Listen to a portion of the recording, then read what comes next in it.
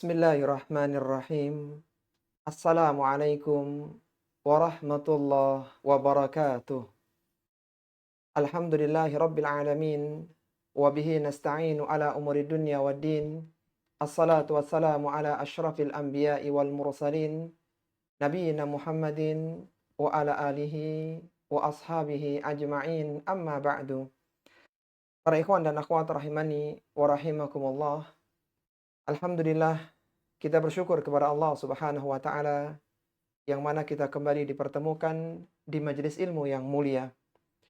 Pada kesempatan kali ini, kita akan membahas satu hadis yang diriwayatkan dari sahabiyun jalil Abu Hurairah radhiyallahu taala anhu tentang kecintaan Allah Subhanahu wa taala kepada seorang hamba. Kita tahu bahwa Abu Hurairah radhiyallahu taala anhu nama aslinya adalah Abdurrahman bin Sakhr. Beliau masuk Islam di tahun 7 Hijriah ketika perang Khaybar, dan beliau terus membersamai Nabi Shallallahu Alaihi Wasallam sebagai ahlu suffah, dan Abu Hurairah radhiyallahu taala anhu dinobatkan sebagai sahabat yang terbanyak yang telah meriwayatkan hadis-hadis Nabi Shallallahu Alaihi Wasallam. Dan di antara hadis yang diriwayatkan oleh Abu Hurairah radhiyallahu taala anhu adalah hadis yang menyebutkan tentang kecintaan Allah Subhanahu wa taala kepada seorang hamba. Diriwayatkan dari Abu Hurairah radhiyallahu taala anhu, ia berkata, qala Rasulullah sallallahu alaihi wasallam.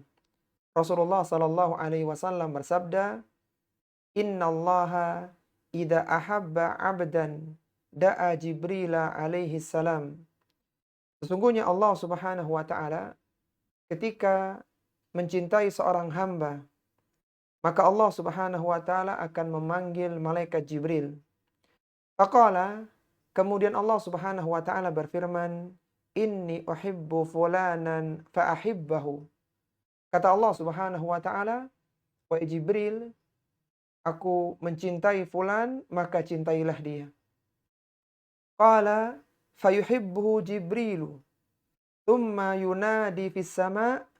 Maka Jibril pun mencintainya, dan malaikat Jibril memanggil para malaikat-malaikat lain yang ada di langit. Fayaqulu, dan malaikat Jibril mengatakan, "Innallaha yuhibbu fulanan fa uhibbuhu." Sesungguhnya Allah Subhanahu wa taala mencintai fulan, maka cintailah ia. Fayuhibbuhu ahlus sama'i. Maka penghuni langit mencintai orang tersebut. Qala thumma yudau lahul qabulu fil ardi. Kemudian dijadikan penerimaan di hati penduduk bumi. Artinya orang-orang yang ada di bumi mencintai orang tersebut. Kemudian Nabi Shallallahu Alaihi Wasallam meneruskan sabdanya, wa idza abghada 'abdan da'a Jibrila. Apabila Allah murka kepada seorang hamba, maka Allah Subhanahu wa taala memanggil malaikat Jibril. Tsumma yunadi fi ahli sama'. Kemudian dipanggil pula penghuni langit oleh malaikat Jibril alaihissalatu wassalam dan mengatakan, "Innallaha yubghidu fulanan fa'abghiduhu." Sesungguhnya Allah Subhanahu wa taala membenci orang ini, maka bencilah orang ini. Qala fayubghidunahu, dan penghuni langit pun membenci orang tersebut. Tsumma tudau lahul baghdau fil ardi.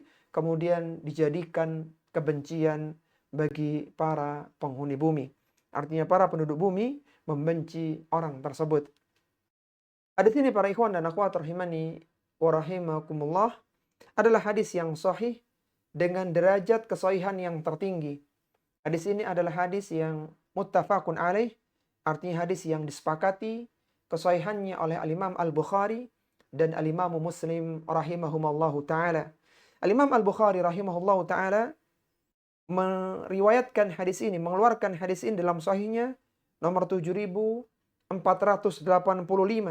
dan Al-Imam Muslim meriwayatkan hadis ini dalam sahihnya nomor 2637, wa lafdhu lahu, dan lafaz ini adalah milik Al-Imam Muslim. Artinya lafadz dalam Sahihul Bukhari agak berbeda dengan lafadz ini, meskipun maknanya sama. Para ikhwan dan akhwat rahimani wa rahimakumullah, dari hadis yang mulia ini kita bisa mengeluarkan 6 pelajaran. Silakan ditulis 6 pelajaran yang kita akan perdalam, kita akan keluarkan dari hadis yang mulia ini. Bagi yang punya buku Sahih Dhaif, hadis qudsi, silakan dibuka halaman 80. Pelajaran yang pertama menunjukkan bahwa malaikat Jibril alaihi salam adalah pemimpin di kalangan para malaikat. Menunjukkan bahwa malaikat Jibril alaihi salam adalah pemimpin di kalangan malaikat. Menunjukkan bahwa malaikat Jibril alaihi salam adalah pemimpin di kalangan para malaikat. Pelajaran yang pertama ini, para ikhwan dan akhwat rahimani wa rahimakumullah, terambil dari potongan hadis yang awal, innallaha idza ahabba 'abdan da'a Jibril alaihi salam. Kata Nabi sallallahu alaihi wasallam, sesungguhnya Allah Subhanahu wa taala apabila mencintai seorang hamba, maka Allah Subhanahu wa taala pun memanggil malaikat Jibril. Ini menunjukkan kemuliaan malaikat Jibril alaihissalatu wassalam di atas seluruh malaikat-malaikat yang ada. Malaikat Jibril adalah pemimpin yang dimuliakan di kalangan para malaikat-malaikat yang ada. Di dalam Al-Quran, malaikat Jibril disebut oleh Allah Subhanahu wa taala sebagai Ar-Ruh. Bagaimana Allah Subhanahu wa taala firmankan dalam surat Al-Qadar pada ayat yang keempat, Allah menyebutkan tanazzalul malaikatu warruhu fiha biizni rabbihim min kulli amr. Tanazzalul malaikah. Para malaikat turun ke bumi, dari langit turun ke bumi ketika Lailatul Qadar, warruhu, dan juga ar-ruh, yaitu malaikat Jibril alaihissalatu wassalam. Kita tahu bahwa malaikat Jibril termasuk dalam golongan para malaikat. Akan tapi setelah Allah Subhanahu wa taala menyebutkan tanazzalul malaikah, disendirikan penyebutan ar-ruh, yaitu malaikat Jibril alaihissalatu wassalam, menunjukkan keutamaan malaikat Jibril di atas seluruh malaikat-malaikat yang ada. Para malaikat turun dengan izin Allah Subhanahu wa taala untuk mengatur segala urusan ketika Lailatul Qadar. Itu diantaranya adalah merincikan, yaitu Allah Subhanahu wa taala merincikan takdir para makhluk untuk setahun yang akan datang.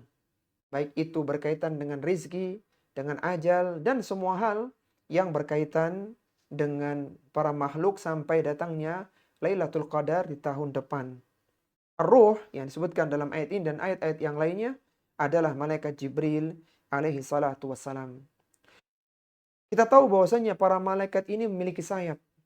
Ada yang sayapnya 22, 33, dan 44. Adapun malaikat Jibril alaihi salatu wassalam dalam bentuk aslinya memiliki 600 sayap yang luar biasa indahnya. Dan Rasulullah sallallahu alaihi wasallam di sepanjang usia beliau, setelah beliau diangkat menjadi seorang nabi dan rasul, Rasulullah sallallahu alaihi wasallam tidak pernah melihat malaikat Jibril dalam bentuk aslinya dengan 600 sayapnya kecuali dalam 2 keadaan saja. Yang pertama adalah ketika di Gua Hira, ketika Nabi sallallahu alaihi wasallam bertahannuts menyendiri di Gua Hira ketika di Makkah. Sampai pada saatnya di suatu malam, datanglah malaikat Jibril dari arah ufuk, dari arah terbitnya matahari, dengan 600 sayapnya kemudian masuk ke dalam Gua Hira.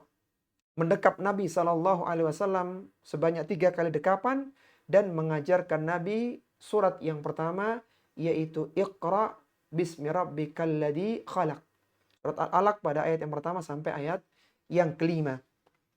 Ini adalah momen pertama Rasulullah Sallallahu Alaihi Wasallam melihat malaikat Jibril dalam bentuk aslinya yang sangat besar.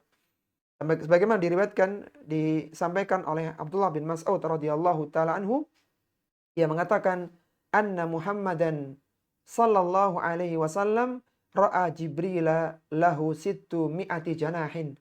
Kata Abdullah bin Mas'ud radhiyallahu taala anhu, orang sahabat pakar tafsir yang wafat tahun 32 Hijriah di Madinah, sahabat ke-6 pertama yang masuk Islam, sahabat yang sempat menyolatkan jenazahnya Abu Dzar Al-Ghifari di tahun 32 Hijriah. Abdullah bin Mas'ud radhiyallahu taala anhu, kata beliau bahwa Rasulullah Muhammad sallallahu alaihi wasallam melihat malaikat Jibril dalam bentuk aslinya lahu sittu mi'ati janahin, memiliki 600 sayap yang sangat indah.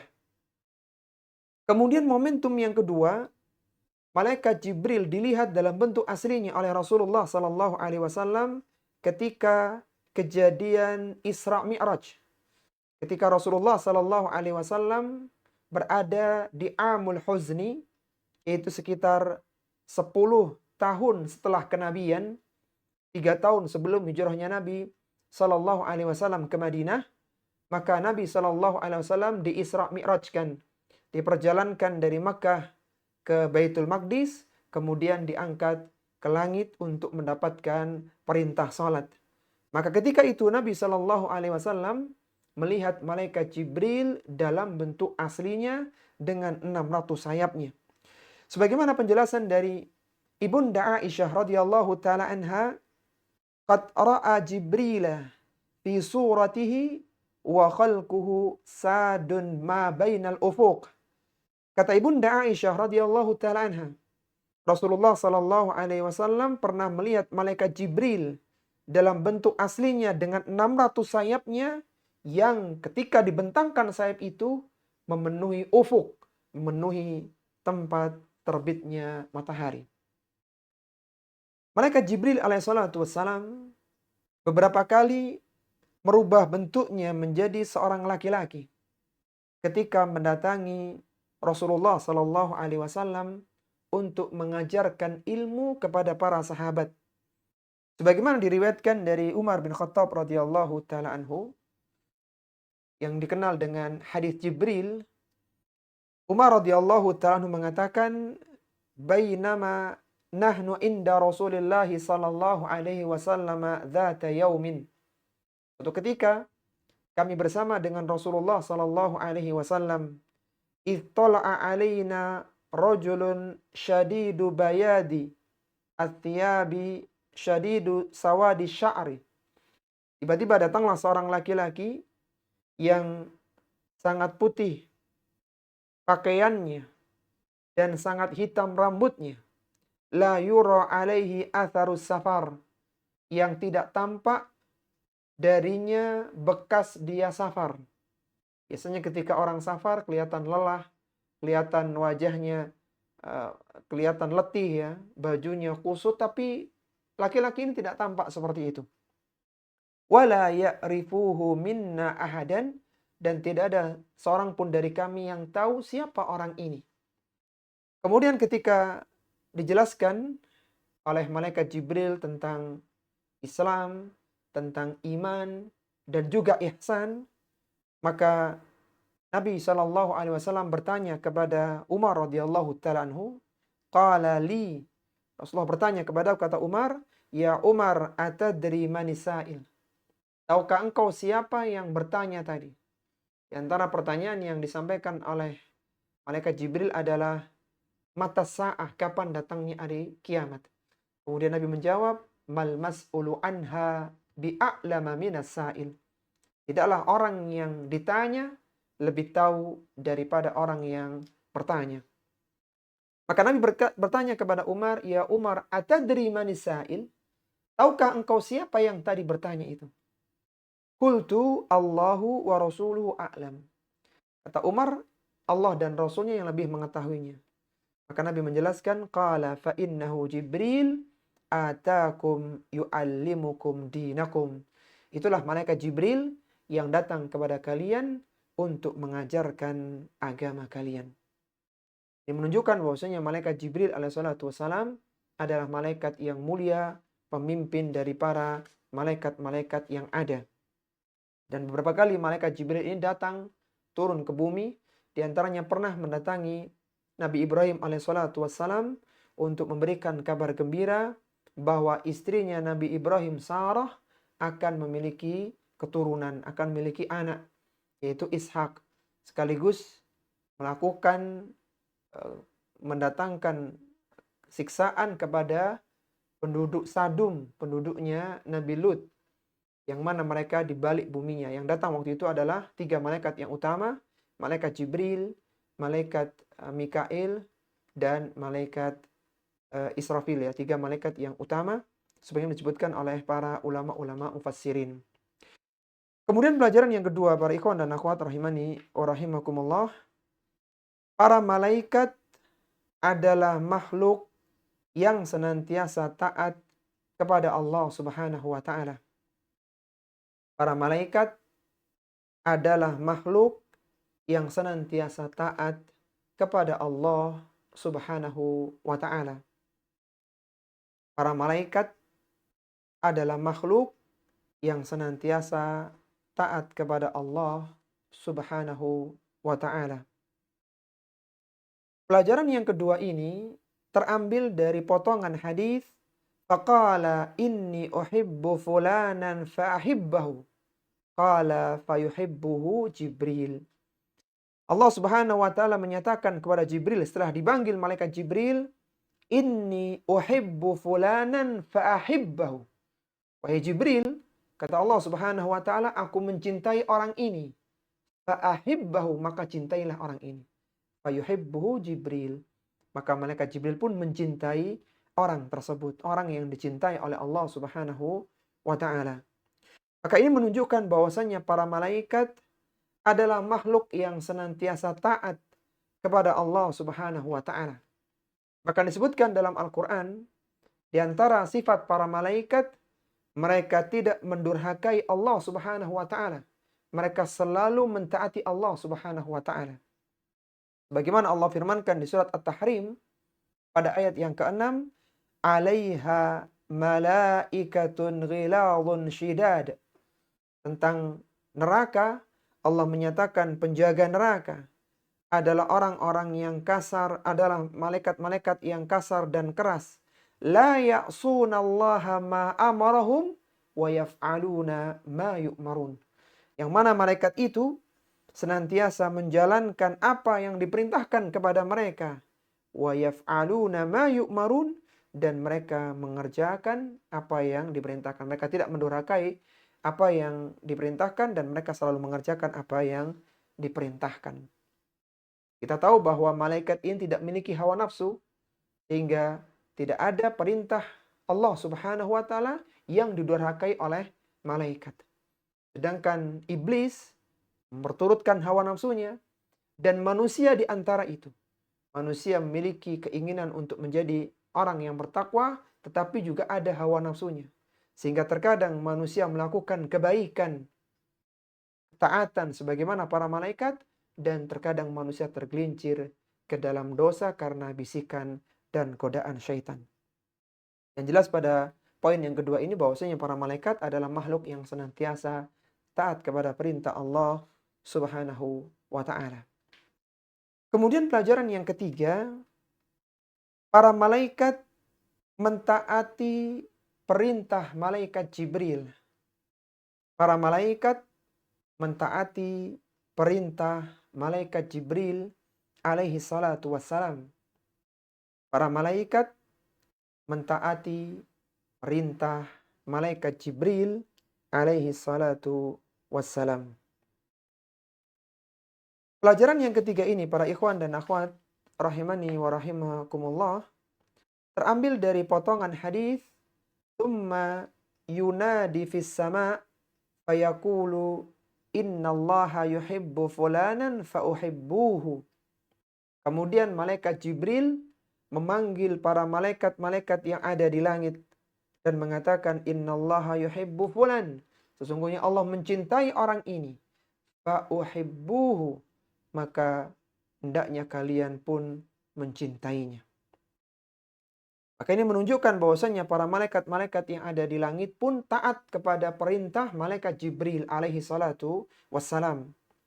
Disebutkan dalam Al-Quran tentang sifat malaikat Jibril, yang mana salah satu sifatnya adalah malaikat Jibril adalah malaikat yang ditaati oleh para malaikat-malaikat yang ada di langit.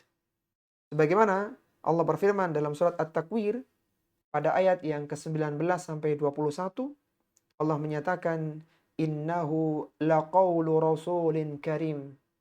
Sesungguhnya Al-Quran adalah firman Allah yang dibawa oleh utusan yang mulia, yaitu malaikat Jibril alaihissalatu wassalam. Dhi quwwatin inda dil arsy makin. Yang malaikat Jibril itu memiliki kekuatan serta memiliki kedudukan di sisi Allah Subhanahu wa taala yang memiliki arsy. Malaikat Jibril memiliki posisi yang tinggi di atas seluruh malaikat-malaikat yang ada. Kemudian Allah berfirman, muta'in thamma amin. Yang muta', yang ditaati oleh para malaikat di sana, yang ada di langit, dan amin, dan yang dipercaya. Malaikat Jibril adalah malaikat yang amanah.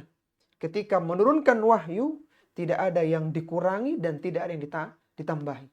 Maka malaikat Jibril menunjukkan bahwasanya malaikat Jibril adalah malaikat yang mulia, yang utama, yang perintahnya diikuti oleh para malaikat-malaikat yang ada. Kemudian pelajaran yang keempat, para malaikat mencintai hamba yang dicintai oleh Allah Subhanahu wa taala. Para malaikat mencintai hamba yang dicintai oleh Allah Subhanahu wa taala. Para malaikat mencintai hamba yang dicintai oleh Allah Subhanahu wa taala. Pelajaran yang keempat ini, para ikhwan dan akhwat rahimani wa rahimakumullah, terambil dari potongan hadis fayuhibbuhu ahlus sama. Ketika malaikat Jibril merintahkan para malaikat agar mencintai seorang hamba itu, maka kata Nabi SAW, fayuhibbuhu ahlus sama.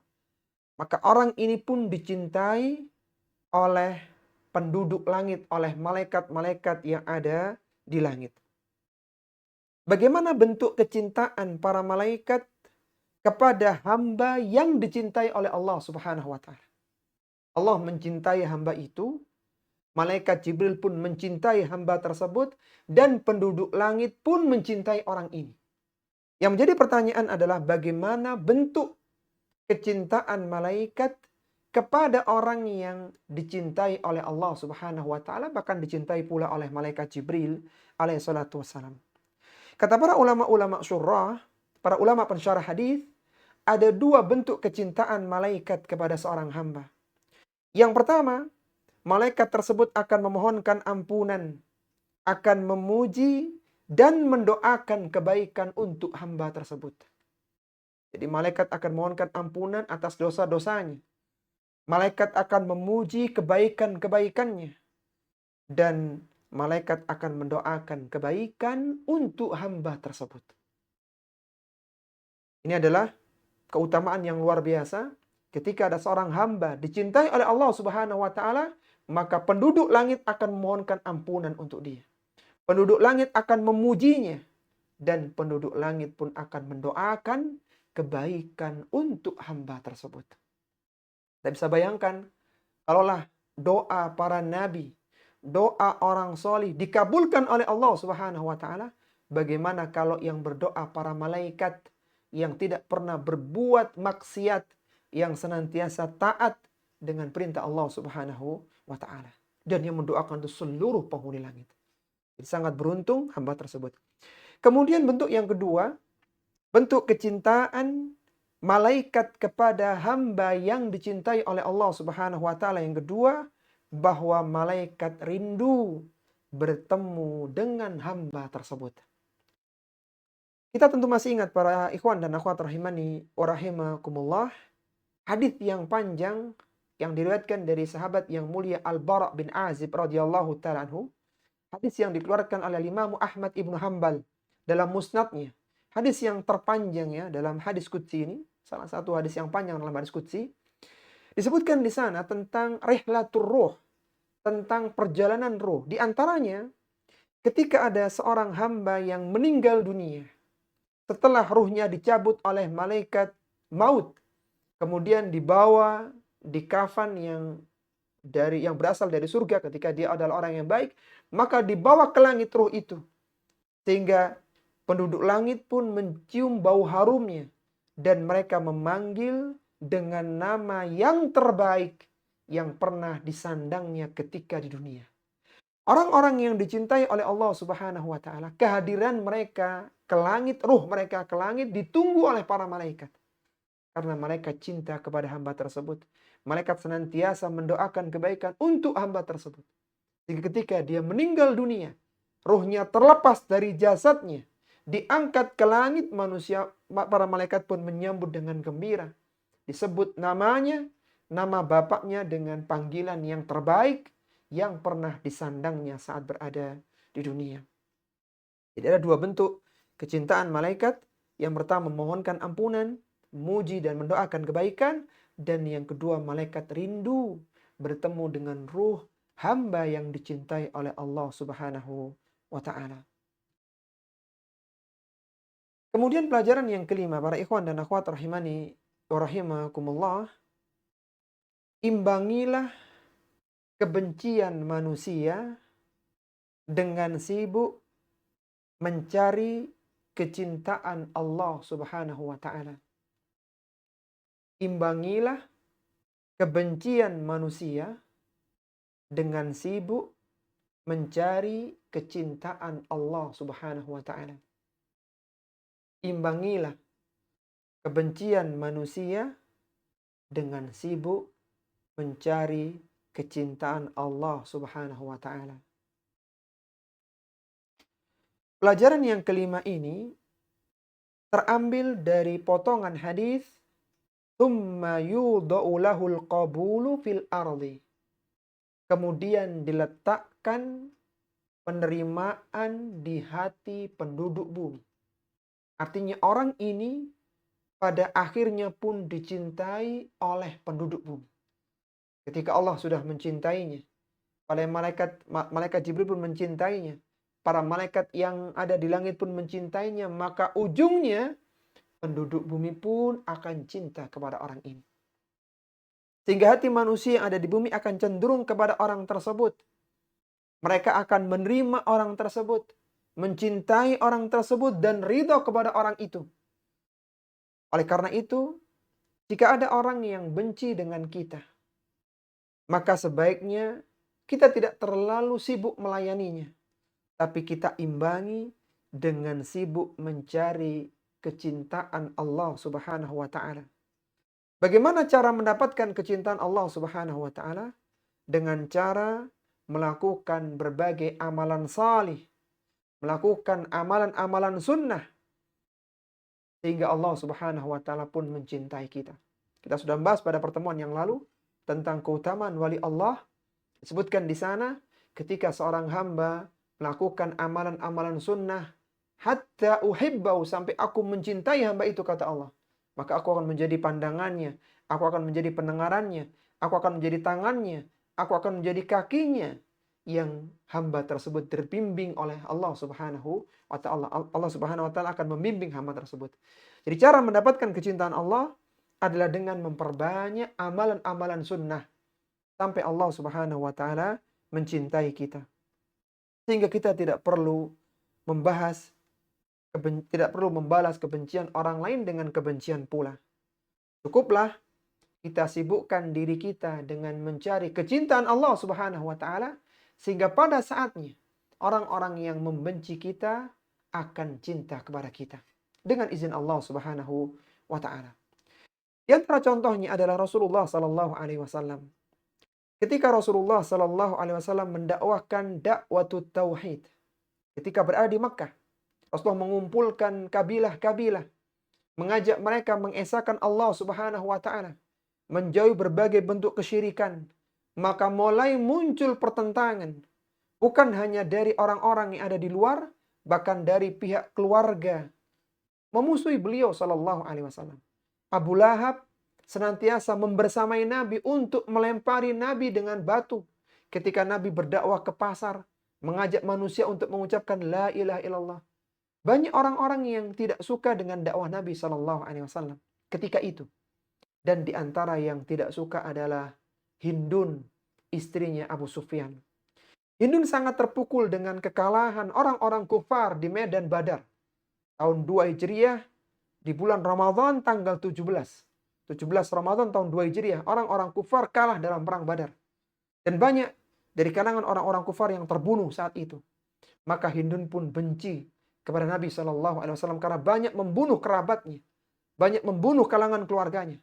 Sehingga Hindun pun memberikan janji kepada Wahsy, wahai Wahsy, hamba sahayanya, kalau engkau bisa membunuh orang yang paling dicintai oleh Muhammad sallallahu alaihi wasallam, yaitu Hamzah, maka engkau akan aku merdekakan.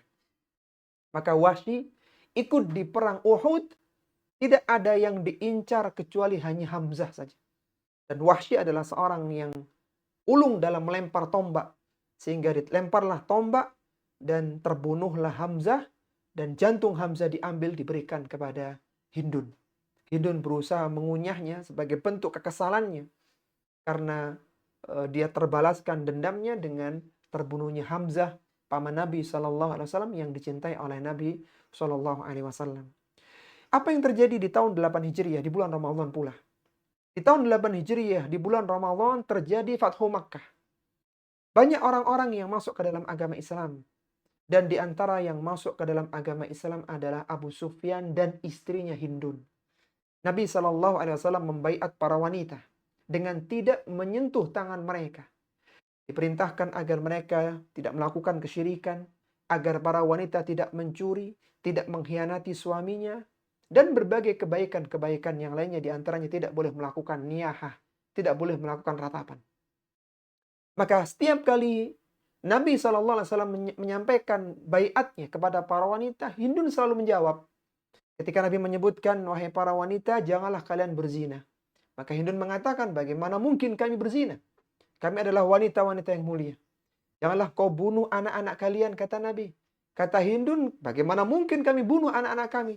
Justru kalianlah yang membunuh anak-anak kami di Badar. Kemudian beberapa baiat yang lainnya, dan Hindun selalu menjawabnya. Dan terakhir ya, sebelum Rasulullah menutup baiatnya, maka Hindun mengatakan, wahai Rasulullah Sallallahu Alaihi Wasallam, dahulu tidak ada orang yang paling aku benci kecuali engkau.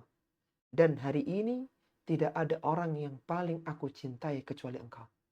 Jadi Hindun cinta kepada Nabi Sallallahu Alaihi Wasallam dan menjadi muslimah yang baik, menjadi sahabiah yang baik. Ini menunjukkan bahwa Nabi Sallallahu Alaihi Wasallam yang dulu dimusuhi menjadi orang yang paling dicintai di kalangan manusia.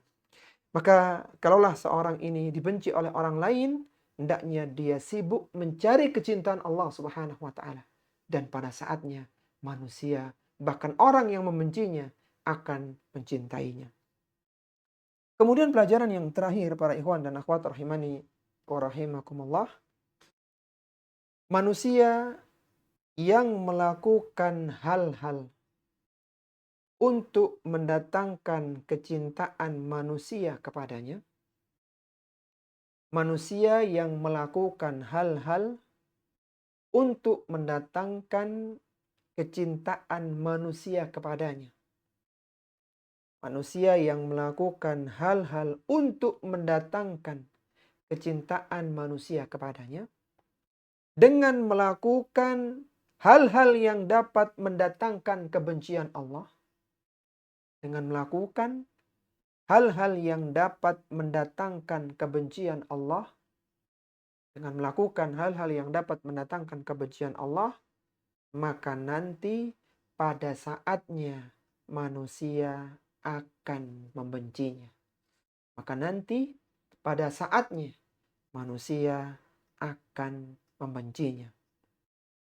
Maka nanti pada saatnya manusia akan membencinya. Sebelum kita jelaskan poin yang keenam yang terakhir dari hadits qudsi yang mulia ini, coba kita murojaah bersama para ikhwan dan akhwat rahimani wa rahimakumullah. 6 pelajaran yang bisa kita keluarkan dari hadis kecintaan Allah Subhanahu wa taala kepada seorang hamba. Apa tadi pelajaran yang pertama?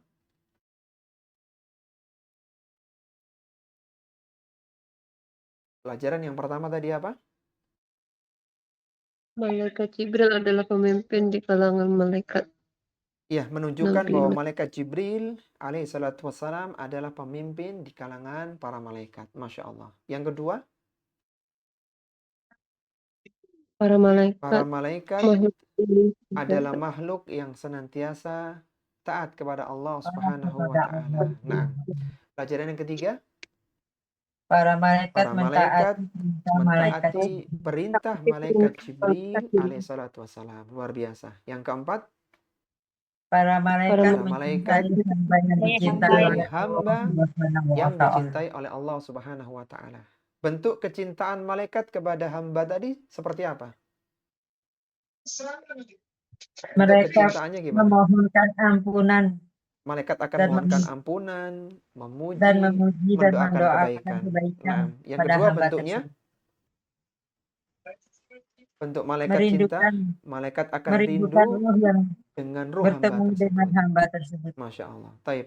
Pelajaran yang kelima, Imbangilah imbangilah kebencian manusia dengan dengan sibuk Allah. mencari kecintaan Allah Subhanahu wa taala.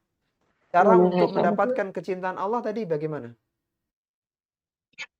kita dengan Cara mendapatkan kecintaan Allah bagaimana?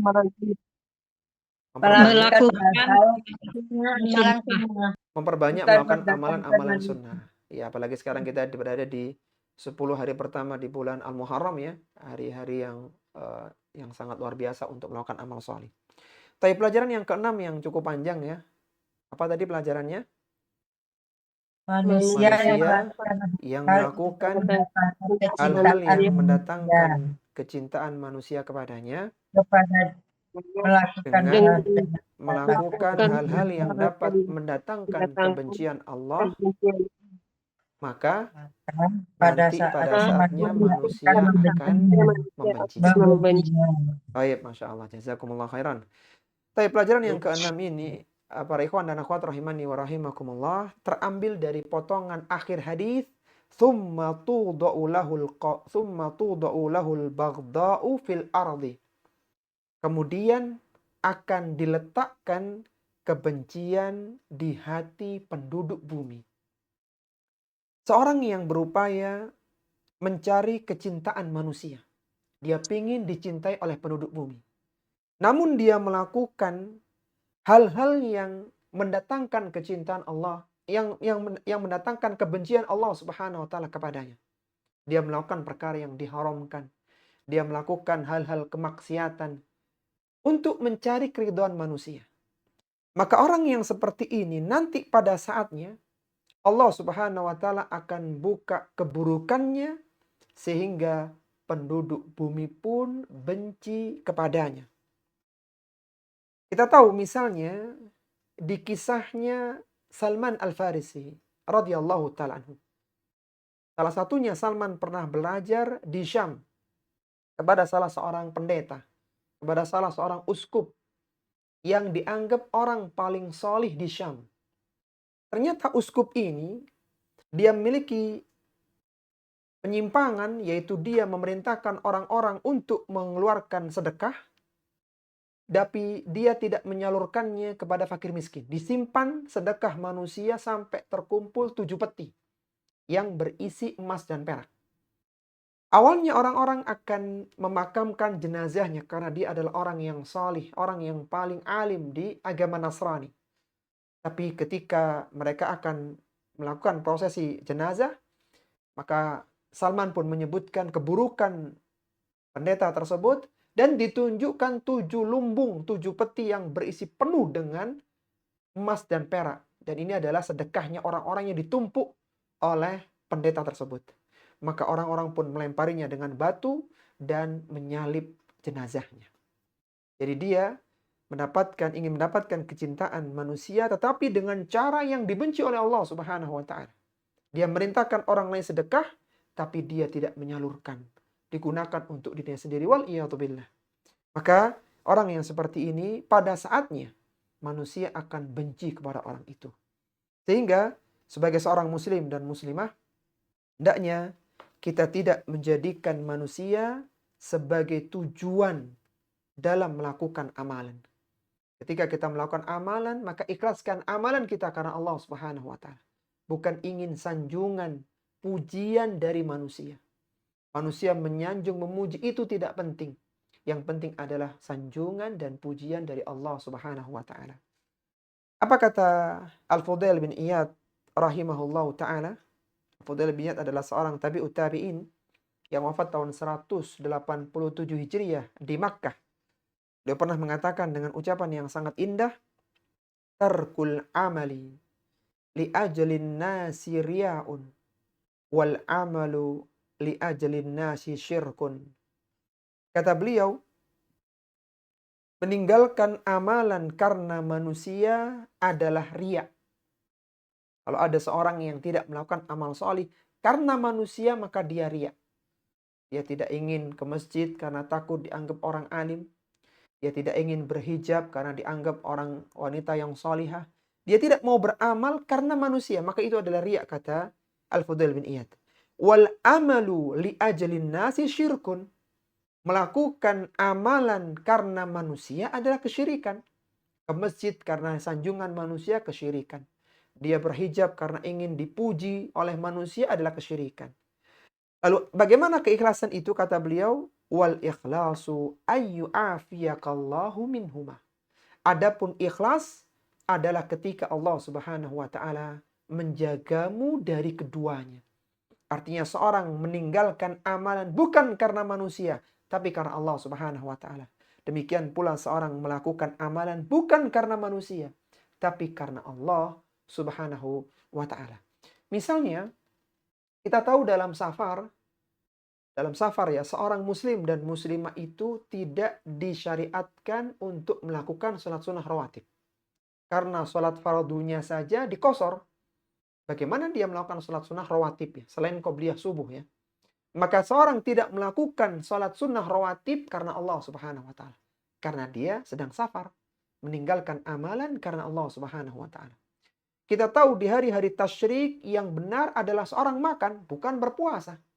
Jadi dia meninggalkan puasa karena Allah Subhanahu wa taala. Dan berbagai contoh-contoh yang lainnya, seorang meninggalkan amalan karena Allah Subhanahu wa taala. Demikian pula ketika seorang melakukan amalan karena Allah Subhanahu wa taala, bukan karena manusia. Sehingga apapun yang tujuannya manusia adalah keburukan, tetapi ketika apapun tujuannya karena Allah Subhanahu wa taala adalah kemuliaan. Seorang sholat karena ingin dipuji manusia, keburukan. Dia termasuk riya, bahkan bisa menghancurkan amalannya. Akan tapi ketika dia sholat karena Allah, puasa karena Allah, baca Quran karena Allah, sedekah karena Allah, meskipun manusia tidak memujinya, itu adalah kebaikan dan kemuliaan. Oleh karena itu, hendaknya seorang muslim menjauhi berbagai hal yang dapat mendatangkan kebencian Allah Subhanahu wa taala kepadanya. Hendaknya dia menempuh jalan-jalan yang tidak dibenci oleh Allah Subhanahu wa taala ketika ingin mendapatkan keridhaan dan kecintaan manusia. Ini para ikhwan dan akhwat rahimani wa rahimakumullah yang bisa kita bahas di hadis yang ke-9 tentang kecintaan Allah Subhanahu wa taala kepada seorang hamba. Semoga Allah Subhanahu wa taala mencintai kita semuanya dan kita dimasukkan oleh Allah Subhanahu wa taala ke dalam surganya. Ana persilakan kepada para ikhwan dan akhwat yang ingin berdiskusi. Ana mulai dulu dari yang ikhwan. Tafadhal dari Zoom ikhwan, kalau ada yang mau disampaikan dipersilakan.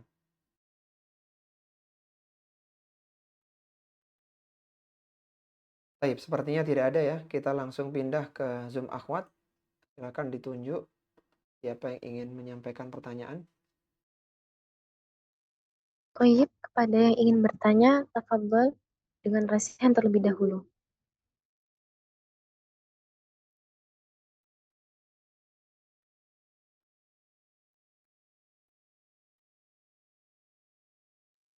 Tafadholi Neti dari Malang.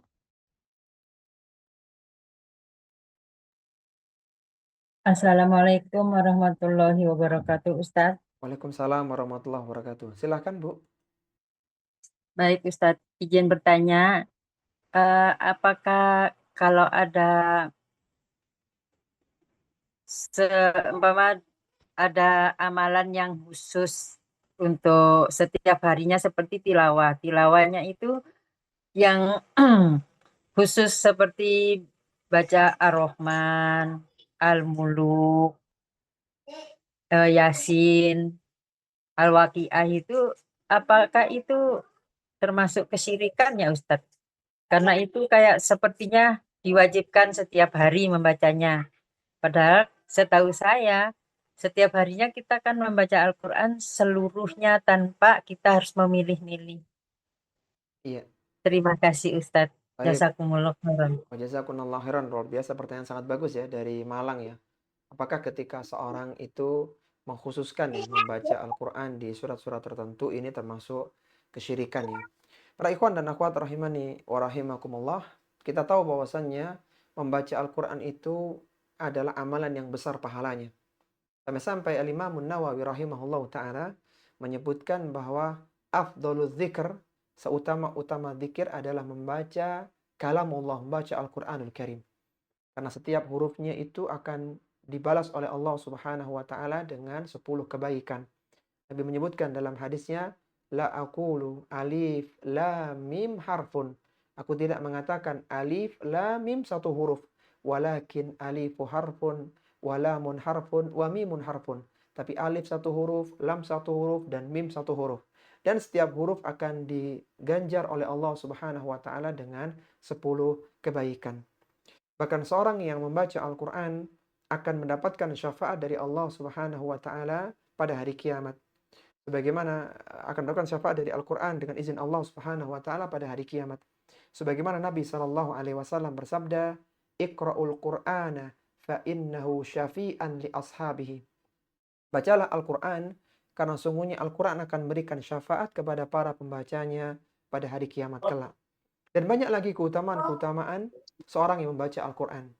Akan tapi, ketika seorang mengkhususkannya, membaca surat tertentu, di hari tertentu, maka ini butuh dalil. Yang berhak untuk membuat syariat, membuat aturan dalam agama ini hanya Allah Subhanahu wa taala dan Rasul-Nya. Setiap sesuatu yang tidak dibatasi dalam syariat, maka tidak boleh seorang membatasinya. Dan ketika tidak ada pembatasannya, surat tertentu, jumlah tertentu, maka biarkan dalam kemutlakannya. Karena ketika seorang mengkhususkan, ini dibaca di hari ini, di waktu ini, dengan jumlah segini, maka ini membutuhkan dalil dari Nabi SAW. Ketika tidak ada dalilnya, maka amalan itu tertolak. Sebagaimana sabda Nabi SAW, "Man amila amalan laisa alaihi amruna fahuwa raddun." Barang siapa yang melakukan sebuah amalan yang tidak ada perintahnya dari kami, maka amalan itu tertolak.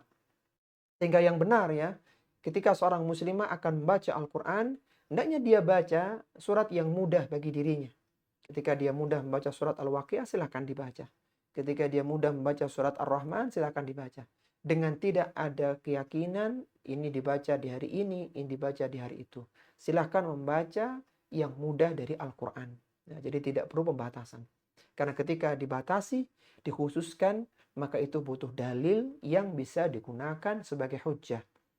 Di antara dalil yang lemah, yang tidak bisa dijadikan sebagai hujjah, adalah membaca surat Al-Waqiah di setiap malam.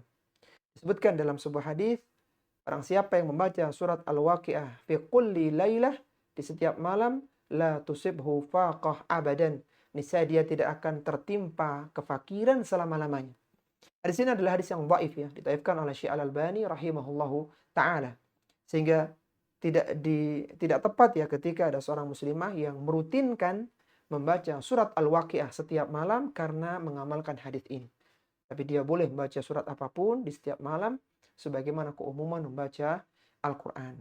Jadi itu bukan kesyirikan ya, kalau dia membacanya karena Allah bukan kesyirikan, namun yang menjadi koreksi adalah pengkhususan dengan surat tertentu dibaca di waktu tertentu, maka ini membutuhkan dalil.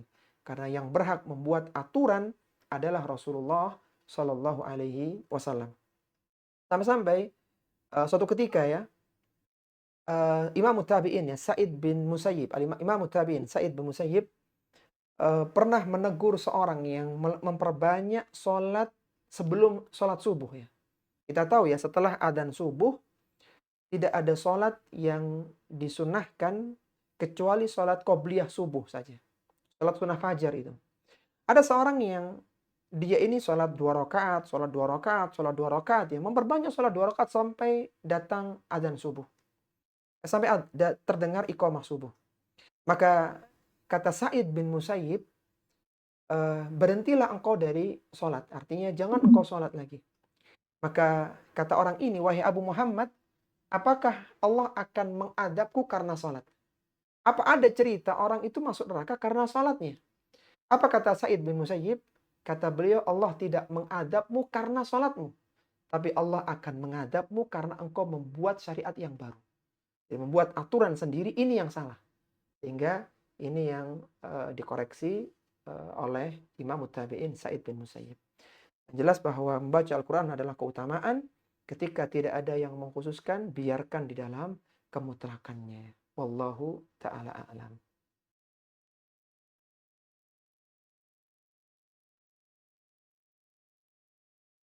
Ya, silakan yang lainnya. Jazakallah khairan. Jazakumullah khairan. Silakan yang lainnya.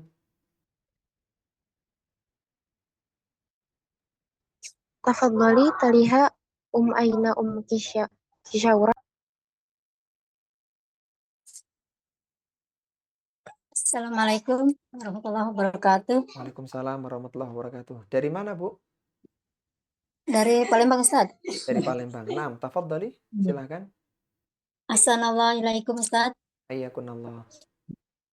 Seperti tadi yang Ustaz jelaskan bahwa para malaikat mencintai hamba yang dicintai oleh Allah, dan ketika hamba itu dicintai oleh Allah, maka malaikat memohonkan ampunan atas dosanya, serta malaikat rindu pada hamba tersebut. Iya. Bagaimana bentuk atau ciri daripada malaikat itu merindukan hamba, Ustaz? Kalau Baik. misalnya Allah merindukan kita, maka kita akan terus melakukan ketaatan seperti itu. Mengkoreksinya, Ustaz. Baik. Baik, luar biasa. Pertanyaan dari Palembang ya. Bagaimana bentuk, bagaimana kita tahu ya malaikat itu mencintai kita, begitu ya. Kalau Allah mencintai kita kan, seorang akan merasakan dia terbimbing ya. Mudah untuk melakukan berbagai kebaikan ya. Ketika orang-orang sulit untuk melakukan amalan-amalan kebaikan. Bagaimana bentuknya malaikat mencintai orang ini? Sebagaimana dijelaskan oleh para ulama ya, bahwa malaikat akan mendoakan ampunan, malaikat akan memujinya, sehingga orang ini akan lebih fokus untuk ibadah kepada Allah Subhanahu wa taala. Dia akan menjauhi berbagai keburukan, kemaksiatan, karena didoakan kebaikan oleh para malaikat. Dia dijauhkan dari berbagai bala, berbagai musibah, bencana, dijaga oleh Allah Subhanahu wa taala melalui doa para malaikat. Kalaupun dia tergelincir dalam kesalahan, bukanlah kesalahan yang besar. Dan dia segera kembali kepada Allah Subhanahu wa taala. Yang jelas bahwa seorang yang dicintai oleh Allah Subhanahu wa taala, yang juga dicintai oleh malaikat, maka di antara ciri yang nampak, manusia akan cinta kepadanya. Dia tidak mencari kecintaan manusia, tapi manusia akan cinta kepadanya. Manusia tidak ingin menghibahnya, manusia tidak ingin mencelanya, manusia tidak ingin merendahkannya. Manusia memberikan kehormatannya kepada orang tersebut. Dia tidak mencari, tapi itu diberikan karena memang dia adalah orang yang baik. Dia adalah orang yang memberikan banyak manfaat. Dia adalah orang yang tidak pernah mengganggu orang lain. Hingga manusia pun cinta kepadanya. Dan secara umum inilah konsep kehidupan seorang muslim. Kata Nabi SAW, khairun nas anfa'uhum linnas. Sebaik-baik manusia adalah yang banyak memberikan manfaat untuk yang lainnya. Dan disebutkan oleh Nabi tentang muslim yang baik, man salimal muslimuna min lisanihi wa yadi. Seorang yang muslim lain itu tidak terganggu dengan lisan dan tangannya. Ketika ada seorang yang tidak pernah mengganggu orang, tidak pernah mencela orang, tidak pernah menghibah orang, tidak pernah merepotkan orang, maka otomatis manusia akan cinta kepadanya. Meskipun dia tidak mencari kecintaan manusia. Sehingga ketika dia pergi, banyak orang-orang yang merindukannya. ketika dia hadir, banyak orang-orang yang merasa nyaman berada di sisinya. Dan itu adalah ciri bahwa dia dicintai oleh Allah dan dicintai oleh malaikat. Di antara buktinya adalah para penduduk bumi cinta kepadanya meskipun dia tidak sibuk mencari kecintaan mereka. Tapi dia sibuk mencari kecintaan Allah Subhanahu wa ta'ala. Wallahu ta'ala a'lam. Jazakallah khair Ustaz. Wa jazakumullah khairan. Baik, sudah cukup ya? Baik, Insya Allah sudah cukup Ustaz. baik, karena sudah cukup, kita akhiri kajian di kesempatan kali ini. Semoga kita diberikan kemudahan di dalam mengamalkannya. Dan semoga Allah Subhanahu wa ta'ala mencintai kita semuanya dan memudahkan kita untuk masuk ke dalam surga. Ana kembalikan ke moderator untuk menutup kajian di kesempatan kali ini. طيب شكرا جزيلا وجزاكم الله خيرا وبارك الله فيكم يا أستاذنا وشكرا على حسن استماعكم واهتمامكم يا طلاب وطالبات ممكن نكفي درسنا في هذا الليل إن وجدتم الأخطاء وأفكم منكم نختتم بدعاء كفارة المجلس سبحانك اللهم وبحمدك أشهد أن لا إله إلا أنت أستغفرك وأتوب إليك والحمد لله رب العالمين والسلام عليكم ورحمة الله وبركاته